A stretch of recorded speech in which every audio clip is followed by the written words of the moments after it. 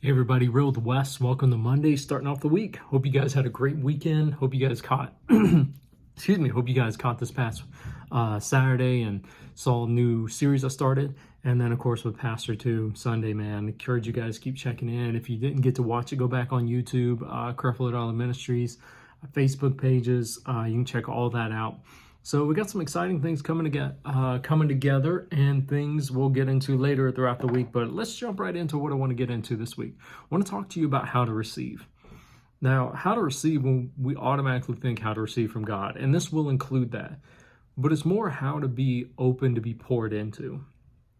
And that's kind of where I want. How do you receive from the people around you that God's put in your life? How do you receive from wisdom, from knowledge, from understanding? Ultimately, yes, how do you receive from God about the revelation that comes from Christ, all those different things we talk about, but it's really how do you be poured into? And it comes to this point of being a student in life. When you're being able to be poured into, you can be nourished, you can grow, you can mature, you can, when you're in the position of being poured into, you can learn new things is what you can do, and you can unlearn old things. But ultimately, what you're going to hear is this thing, when I'm dealing with this week of how to receive, it's the difference of pride and humility. If you're full of pride, it's hard to be full of anything else.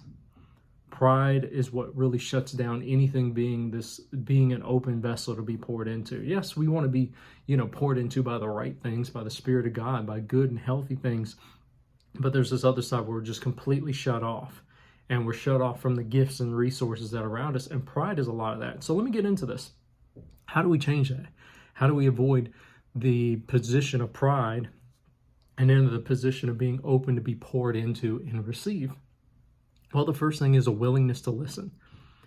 Willingness to listen. It's like, is it really that simple? Yeah. I want to give real practical things. Romans 10:17, perfect scripture says, faith comes by hearing, and hearing the good news about Jesus Christ. And that's the NLT version. It's what it talks about. But faith comes by hearing, and hearing the good news about Jesus. Well, it comes by hearing with the Spirit of God speaking to us. But what does it take for us to hear anything? What is the first thing we have to do? We have to be willing to listen. And the one thing pride will tell you to do all the time is you don't have to listen to anyone or anything because you already know. You already have it all figured out, you think. You already feel like, oh, I know better than you. I know better than you for various reasons, from stereotypes, from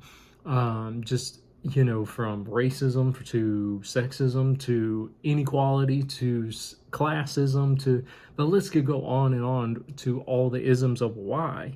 But ultimately what it feels is pride tells you I don't need to listen to this person because I'm better than this person. And I can't learn anything from you. And I can't gain anything from you. Now, we can do that with God, too. Thinking we don't need him. We can't gain anything from him. But ultimately, what does it have to do? A willingness to listen. And that means I don't know it all. I don't have it all figured out. That the people around me do know something that I don't know. Yes, I bring something to the table. Yes, I know something within myself. But I don't have it all figured out, and I don't know everything, and I have to be first to listen. James talked about this. Be quick to listen, slow to anger. Why? Because when you listen, you can assess things.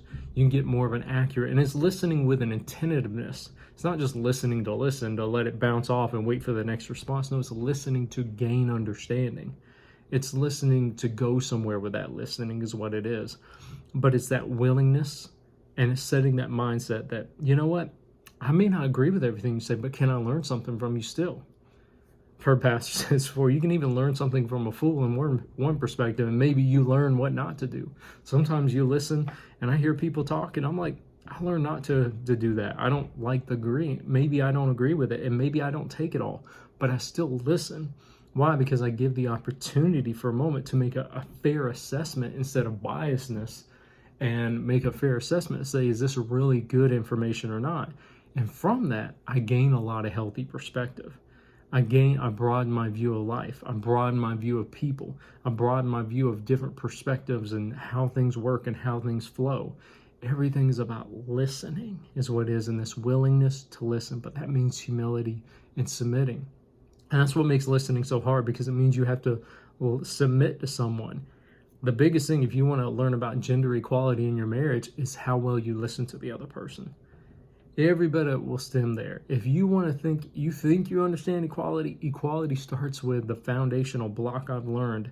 And it's not exclusive when I say this, but this is a pillar to it. You got to be able to listen and hear people and their voice, what they're saying, their opinion, their thoughts, their perspectives, every bit of it. How well do you listen? And when you listen, there's a form of respect that comes out of that. There's showing equality to that. There's showing value. You're showing you care. All these different things of love flow from that place. And that's humility. All right, guys, I can keep going, but man, show the willingness to listen, even to things and people maybe you may not agree with all the time, but at least hear it.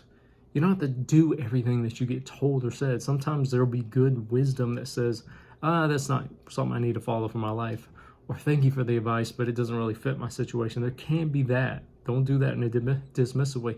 But be willing to hear people out and really take heed to when you hear things. You might be surprised how many wonderful things and answers you have sitting right around you once you learn to listen. All right, guys, that's all I got for you today. I'll catch you tomorrow.